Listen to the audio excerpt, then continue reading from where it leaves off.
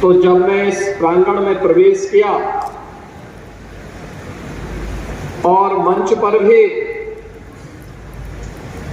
आने के उपरांत भी आप सबने एहसास किया होगा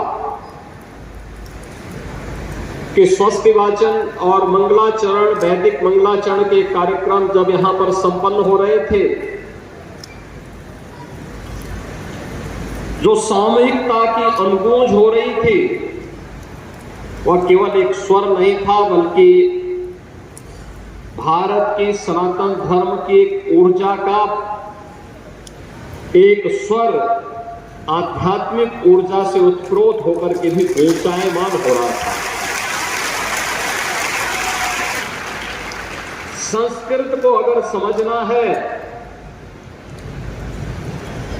तो इस स्वर के अंतःकरण में स्वयं को समाहित करना पड़ेगा, और वही जब श्रद्धा भाव के साथ इस स्वर के साथ अपना तारतम्य स्थापित करेगा तो संस्कृत की ऊर्जा और संस्कृत के महत्व की जानकारी उसे हो पाएगी।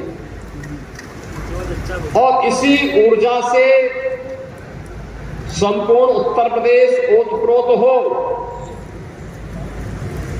इस ऊर्जा से युक्त युवाओं की एक बड़ी फौज खड़ी हो और हर सनातन धर्मावलंबी इस ऊर्जा के साथ आप्लावित हो सके। इस दृष्टि से इस समारोह के साथ हम दीपावली के ठीक पहले देश के सबसे प्राचीन इस संस्कृत विश्वविद्यालय में डॉक्टर संपूर्णानंद जी के नाम पर स्थापित संपूर्णानंद संस्कृत विश्वविद्यालय के साथ जुड़ रहे हैं। इन सब के फॉर्म भरवाने हैं, सबको ये स्कॉलरशिप उपलब्ध करवानी है। इसके लिए हर संस्थान को लगना पड़ेगा, अपने स्तर पर प्रयास करना पड़ेगा और इसको आगे बढ़ाना पड़ेगा।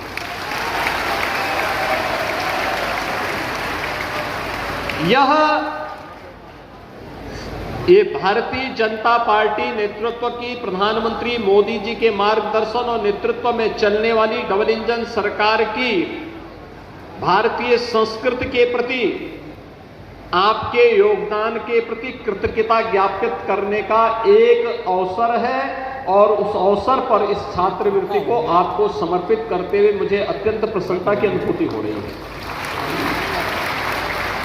क्योंकि विपरीत परिस्थितियों में संस्कृत को बचाए रखने, उसके संरक्षण के लिए, उसके संवर्धन के लिए जो प्रयास आप सबके स्तर पर हुआ है, जब आज की चकाचौंध भरी दुनिया में हर व्यक्ति भौतिकता के पीछे भाग रहा है, तब भी उत्तर प्रदेश के अंदर लगभग 1.5 लाख बच्चे ऐसे हैं जो संस्कृत के साथ अपना जीवन समर्पित करते हुए भारतीय संस्कृति के लिए अपना जीवन समर्पित भाव के साथ आगे बढ़ा रहे हैं। स्वाभाविक रूप से उसका संरक्षण करना इस शासन का दायित्व होना चाहिए, समाज का दायित्व होना चाहिए, और सरकार अपने उसी उत्तरदायित्व का निर्वहन करने के लिए आपके पास आई है, आपके द्वार पर आई है। इन सभी छात्रों के लिए अभी तो हम लोगों ने घोषणा की है और हम लोगों ने आगे से व्यवस्था करने के लिए हम व्यवस्था करने जा रहे हैं कि अब संस्कृत विद्यालयों में हम ऐड उन्हीं संस्थानों को देंगे जो अपने यहाँ छात्रावास की व्यवस्था निःशुल्क छात्रों के लिए करेंगे और खाने पीने की व्यवस्था करेंगे। पर भी कोई व्यक्ति, कोई आश्रम, कोई न्यास अच्छा छात्रावास बना के देगा, विद्यालय देगा, बच्चों के रहने खाने की निःशुल्क व्यवस्था करेगा, वहां हम अनुदान दे करके उस संस्थान को हम संस्कृत की मान्यता के लिए अच्छे आचार्यों की नियुक्ति करने के लिए एक स्वतंत्रता भी देंगे। बच्चों को स्कॉलरशिप नहीं मिलती थी, हमने कहा नहीं, वहां पर पहले व्यवस्था वहीं से शुरुआत करनी है, और आज इसीलिए हम लोग आए हैं। इसलिए सभी बच्चे अपना अकाउंट जिन लोगों ने खोल लिया है और जिन्होंने अपने फॉर्म भर लिए हैं उनका स्कॉलरशिप कल तक उनके अकाउंट में पहुंचेगा।